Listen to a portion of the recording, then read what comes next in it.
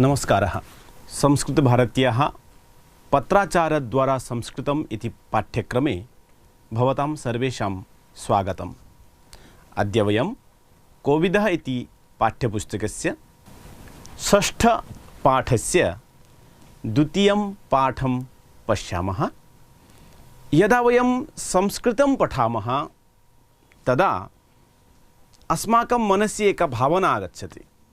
सा भवति संस्कृतम् एतादृशी एका भाषा अस्ति यत्र मधुरता अस्ति, सौन्दर्यम् अस्ति। किन्तु साक्षात् कापि भाषा मधुरतया पुनः सौन्दर्यतया न आगच्छति। तत्र भिन्न भिन्न भेदाः आगच्छन्ति, यस्मात् भाषायाः माधुर्यम् आगच्छति। तथैव संस्कृतभाषायाः अपि वयं भिन्न भिन्न भागाम् इदानीं पर्यन्तं पठितवन्तः। शब्दरूपाणाम् अध्ययनं कृतवन्तः, धातुरूपाणाम् अध्ययनं कृतवन्तः, समस्तपदं वयं दृष्टवन्तः, समासं पठितवन्तः, तथा सन्धिमपि वयं पठितवन्तः। गद्यकाव्यस्य विषये पठितवन्तः, पद्यकाव्यस्य अपि विषये वयं पठितवन्तः। इदानीं सर्वमपि यथा वयम् एकत्र स्थापयामः तदा एकः विशेष अंशः आगच्छति। सः भवति सौन्दर्यम्। अर्थात् काव्यस्य सुन्दरता एव भाषायाः मधुरतायाः विशेषः अंशः भवति।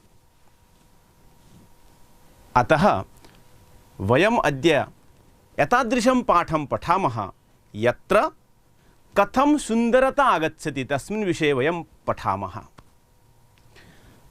यदा संस्कृतपद्यानाम् अध्ययनं कुर्मः, पठनं कुर्मः, तदा केचन अंशाः अस्माकं सम्मुखे आगच्छन्ति।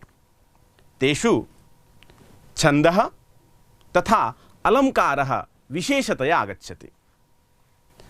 अलङ्कारः इत्यस्य अर्थः कः? कथम् अलङ्कारस्य प्रयोगः भवति? श्लोकेषु अथवा काव्येषु अलङ्कारस्य महत्त्वं किं? तत्सर्वं वयम् अस्मिन् कालांशे पठामः। अलङ्कारः इति अत्र अलङ्कारः इति शब्दस्य यदा वयं सामान्यरूपेण प्रयोगं कुर्मः तदा आभूषणम् इति पदं प्राप्यते। यदि महिलाद्वये आगच्छतः, एका महिला आभूषणेन युक्ता भवति, पुनः एका आभूषणरहिता भवति, तर्हि उभयोः मध्ये या भूषणसहिता भवति सा सुन्दरी दृश्यते। तथैव अलङ्कारयुक्तं पद्यं सुन्दरं दृश्यते। अस्माकं संस्कृतकाव्येषु अलङ्कारशास्त्रम् इति एकं शास्त्रं भवति। तस्मिन् शास्त्रे अलङ्काराणां भिन्नभिन्नभेदानां भिन्नभिन्नप्रयोगानां विषये प्रयोगः दृश्यते, विश्लेषणं दृश्यते। तेषाम् अलङ्कारशास्त्राणाम् आधारेण वयम् अलङ्कारस्य भागद्वयं प्राप्नुमः। एकः भागः भवति शब्दालङ्काराः, द्वितीयः भागः भवति अर्थालङ्काराः इति। शब्दालङ्कारः इत्यस्य पदस्य यदा वयं श्रवणं कुर्मः तदा अस्माकं मनसि एका धारणा आगच्छति। शब्दालङ्कारः इत्युक्ते शब्दानां यत्र अलङ्कारिकत्वेन प्रयोगः भवति तादृशः अलङ्कारः भवति शब्दालङ्कारः। अर्थात् एषः अलङ्कारः अथवा एतादृशः अलङ्कारः शब्दैः सह भवति। अर्थात् शब्दानां माध्यमेन एतस्य प्रयोगः भवति। पुनः यदि वयं पश्यामः अर्थालङ्कारः इति, अत्र अर्थैः सह अलङ्कारः भवति, अतः अर्थालङ्कारः इति। अथवा अर्थानां विषये यादृशः अलङ्कारः भवति तादृशः अलङ्कारः अर्थालङ्कारः इति वयं वक्तुं शक्नुमः। संस्कृतभाषायाः भिन्नभिन्नशब्दाः सन्ति। कस्य शब्दस्य कुत्र प्रयोगः भवति, कथं प्रयोगः भवति, केन द्वारा प्रयोगः भवति, तत्सर्वं वयम् अलङ्कारदृष्ट्या ज्ञातुं शक्नुमः। अतः प्रथमं वयं शब्दालङ्काराणां विषये पठामः। अत्र प्रधानतया अलङ्कारत्रयं प्राप्यते। यद्यपि इतोपि सन्ति, तथापि प्रधानतया भवतां पुस्तके त्रयं दत्तमस्ति। प्रथमं भवति छेकानुप्रासः, द्वितीयं वृत्त्यनुप्रासः, तृतीयं यमकम् इति। एतत्त्रयमपि महत्त्वपूर्णं भवति। छेकानुप्रासस्य विषये वयं किञ्चित् पठामः। अत्र शारदा शारदाम्भोजवदना वदनाम्बुजे इति एकं वाक्यं लिखितम्।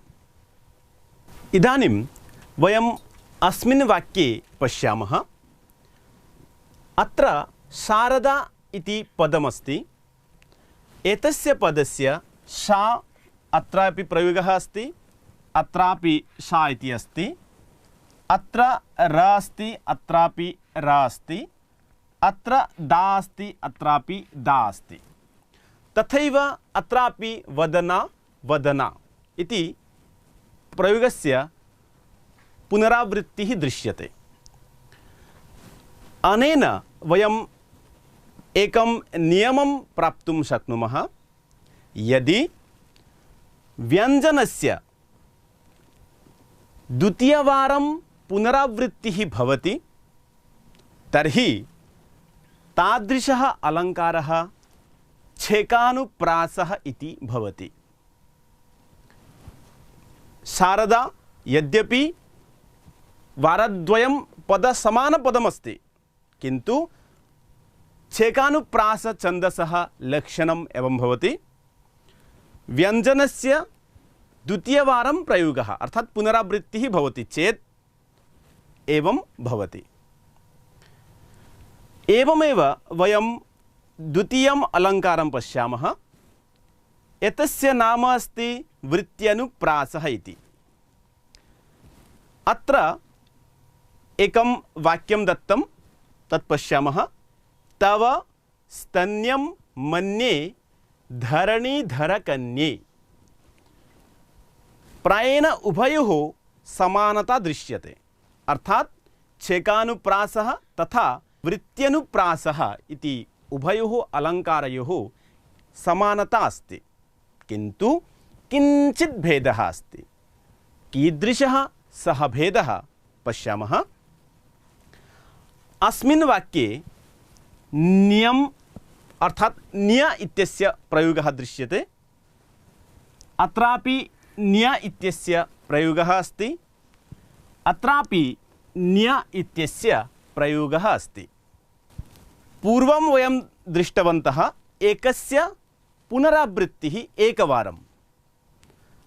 अस्मिन् वयं दृष्टवन्तः व्यञ्जनस्य वारद्वयं वा त्रयं पुनरावृत्तिः दृश्यते। अनेन वयं ज्ञातुं शक्नुमः यत् यदि व्यञ्जनस्य अथवा व्यञ्जनस्य समूहस्य द्वितीयवारं पुनरावृत्तिः भवति, तदा वृत्त्यनुप्रासः भवति। अत्र एकवारम् अभवत् न्य, प्रथमं तु एकवारम् अस्ति न्य इत्यस्य, पुनः द्वितीयवारम्, अनन्तरं तृतीयवारम् एतस्य पुनरावृत्तिः अस्ति।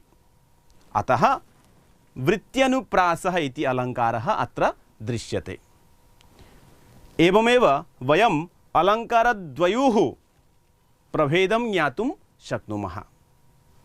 इदानीं वयं तृतीयम् अलङ्कारं पश्यामः। एतस्य नाम अस्ति यमकम् इति। यमक अलङ्कारस्य अत्र एकः श्लोकः दत्तः। एतं श्लोकं वयं पठामः। सरस्वती प्रसादं मे स्थितिं चित्तसरस्वती सरस्वती कुरुक्षेत्र सरस्वती। यदा वयम् एतं श्लोकं पठामः तदा केषुचित् स्थानेषु समानता दृश्यते। अत्र सरस्वती इति पदमस्ति, अत्रापि समानपदं दृश्यते। अनन्तरम् अत्रापि सरस्वती, अत्रापि सरस्वती इति समानपदस्य प्रयोगः दृश्यते। किन्तु यद्यपि समानपदस्य प्रयोगः दृश्यते तथापि अत्र प्रत्येकस्मिन् स्थाने सरस्वती पदस्य अर्थः भिन्नः दृश्यते। अनेन वयम् एकं नियमं प्राप्नुमः यत् यदि व्यञ्जनवर्णानां समूहः तस्य समूहस्य पुनरावृत्तिः वारं वारं भवति, पुनः भिन्न अर्थे प्रयोगः भवति, तर्हि तादृशः अलङ्कारः यमकं नाम अलङ्कारः भवति। इदानीं यथा वयं पूर्वं दृष्टवन्तः, पूर्वमासीत् व्यञ्जनस्य पुनरावृत्तिः एकवारं, द्वितीयं दृष्टवन्तः व्यञ्जनस्य पुनरावृत्तिः द्वितीयवारं तृतीयवारम् एवं बहुवारं वयं दृष्टवन्तः। अत्र वयं दृष्टवन्तः एतस्य नियमः एवं अस्माभिः प्राप्तः यत् व्यञ्जनसमूहस्य पुनरावृत्तिः जाता, पुनः भिन्न अर्थे पुनरावृत्तिः जाता। अतः अनेन यमकम् इति अलङ्कारः अस्माभिः प्राप्तः। इदानीं वयम् अर्थालङ्काराणां विषये किञ्चित् पठामः। अर्थालङ्काराः इति स्वयमेव विशेषाः वर्तन्ते। यदा वयं संस्कृतसाहित्यं पठामः तत्र अलङ्कारशास्त्रेषु एकः विशेषविषयः आगच्छति। वाक्यानां साक्षात् प्रयोगः पुनः व्यङ्ग्यरूपेण प्रयोगः एवम् अपि अस्माभिः दृश्यते।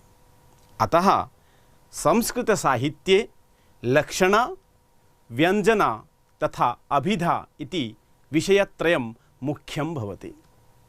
साक्षात् किमपि यदा वयं वदामः, बालकः गच्छति, बालकः हसति, वानरः कूर्दति इति यदा वयं वदामः ततः साक्षात् अर्थः आगच्छति। किन्तु यदि वयं बालकस्य विषये वदामः किन्तु शब्दस्य भिन्नप्रकारेण प्रयोगं कुर्मः, यथा बालकं दृष्ट्वा यदा वयं वदामः वानरः आगच्छति इति यदा वदामः तदा वाक्यस्य प्रयोगः भिन्नः भवति तथा अर्थः अपि भिन्नः भवति। एतादृशं काव्यं यदा वयं पठामः तत्र अर्थालङ्कारः इति एकः विषयः आगच्छति। अर्थात् एतादृशेषु काव्येषु एतादृशेषु साहित्येषु अर्थालङ्कारस्य वैशिष्ट्यं प्राप्यते।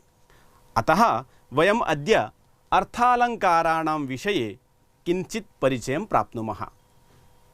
कीदृशाः एते अलङ्काराः? एतस्य भिन्नभिन्नभेदाः भवन्ति। अर्थालङ्कारः इति एकः नास्ति, भिन्नभिन्न अर्थे भिन्नभिन्नविषये यथा अलङ्काराणां प्रयोगः भवति। अतः एतस्य भिन्नभिन्न अलङ्काराः अपि सन्ति, अलङ्काराणां नामानि अपि सन्ति। तेषु अलङ्कारेषु एकः प्रमुखः अलङ्कारः दृश्यते, तस्य नाम भवति उपमा अलङ्कारः। अर्थालङ्कारेषु एषः अलङ्कारः श्रेष्ठः भवति। एतस्य स्थानं सर्वोपरि दृश्यते, यतोहि उपमा इत्यनेन एषः विशिष्टः वर्तते। इदानीं वयं कथम् एतस्य प्रयोगः अर्थात् श्लोकेषु तथा सामान्यवाक्येषु कथं वयम् उपमा अलङ्कारस्य प्रयोगं द्रष्टुं शक्नुमः तस्मिन् विषये पश्यामः। अत्र एकं वाक्यं लिखितमस्ति, मुखं चन्द्रः इव सुन्दरम् इति एकं वाक्यं। कति पदानि सन्ति? मुखं चन्द्रः इव सुन्दरम् इति 4 पदानि सन्ति। अस्मिन् वाक्ये प्रत्येकम् अपि पदस्य भिन्न भिन्न अर्थः दृश्यते, अर्थात् भिन्न भिन्न अर्थे पदस्य अत्र प्रयोगः दृश्यते। कथं पश्यामः? मुखम् इति उपमेयं वर्तते। अस्मिन् वाक्ये कस्यापि मुखस्य वर्णनं कर्तुं कविः इच्छति, अतः यद् वर्ण्यं पदं भवति तस्य नाम भवति उपमेयम् इति। अर्थात् कस्यापि पदस्य वर्णनं वयं कुर्मः तर्हि तत् पदम् उपमेयम् इति। द्वितीयं पदं वर्तते चन्द्रः इति। एतत् पदम् उपमानं वर्तते। उपमानम् इत्यनेन आशयः एवम् अस्ति, यस्य पदस्य येन सह सादृश्यं दर्शयति, तुलनां करोति, तत् पदम् उपमानम् इति। अर्थात् मुखं चन्द्रेण सह तुलनां कर्तुम् इच्छति, अतः अत्र चन्द्रः उपमानम् इति भवति। एवं वयम् उपमानम् इत्यस्य अर्थं जानीमः। अनन्तरम् इव इति पदं प्राप्तम्। इव इति अव्ययपदमस्ति। अस्मिन् वाक्ये इव इति उपमावाचकं पदम्। अर्थात् मुखं चन्द्रः उभयोः यदा वयं सादृश्यं कल्पयामः तदा सादृश्यं दर्शयितुम् एकस्य पदस्य आवश्यकता भवति। यावत् तस्य पदस्य वयं प्रयोगं न कुर्मः तावत् उपमा अलङ्कारः न आगच्छति। अतः अस्मिन् वाक्ये इव इति उपमावाचक शब्दरूपेण प्रयोगं कविः कृतवान्। अतः इव इति उपमावाचकं पदम्। अनन्तरं चतुर्थं पदं भवति सुन्दरम् इति। सुन्दरम् इत्यस्य कारणात् एव सम्पूर्णं वाक्यं रचितम्। अर्थात् चन्द्रमसः यः गुणः तथा मुखस्य यः गुणः उभयोः साम्यता दृश्यते। साम्यतां दर्शयितुं सुन्दरम् इति पदस्य प्रयोगः कृतः। अतः सुन्दरम् इति पदं साधारणधर्मः इति। अर्थात् उभयोः साधारणधर्मः भवति सुन्दरम् इति। एवं वयम् उपमा अलङ्कारस्य वाक्यस्य प्रयोगविषये ज्ञातुं शक्नुमः।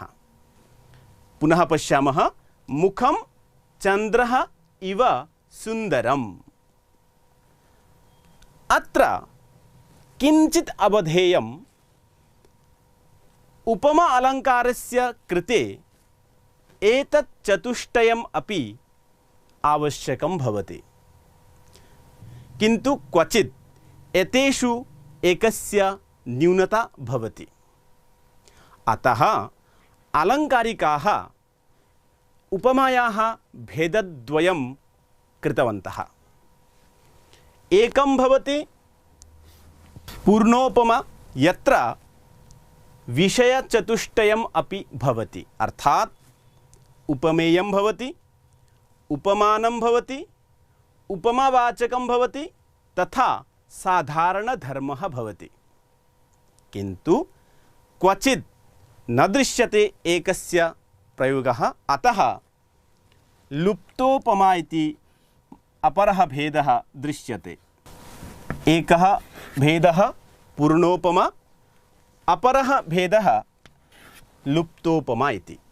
इदानीं भवतां पुस्तकं स्वीकृत्य किञ्चित् पश्यामः कथम् अत्र प्रयोगः दृश्यते।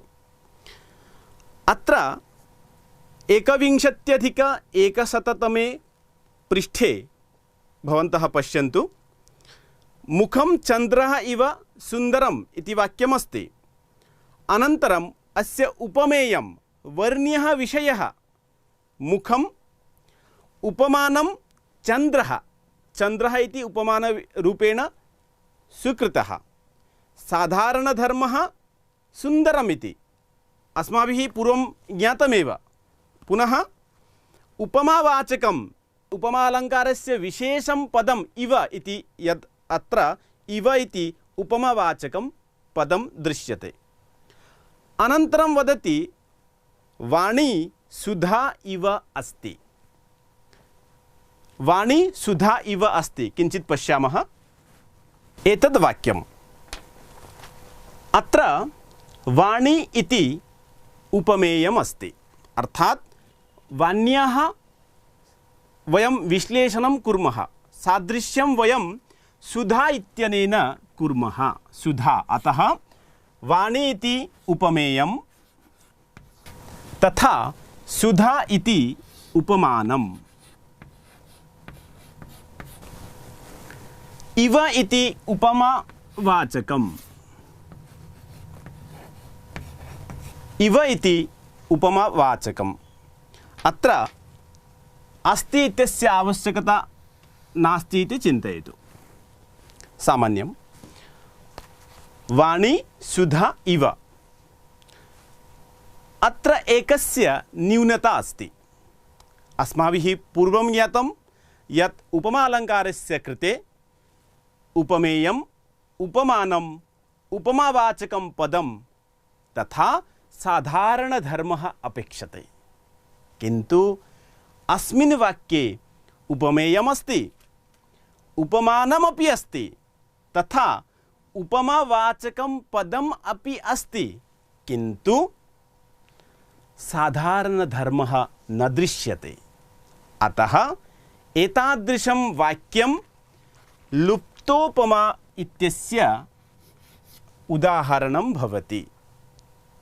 एवं वयम् उपमायाः भेदद्वयं प्राप्नुमः, पूर्णोपमा तथा लुप्तोपमा इति।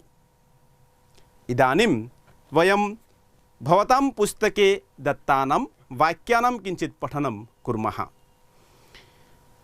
अत्र समानपृष्ठे एव अन्तिमे कृष्णः मेघवत् श्यामलः इति अस्ति।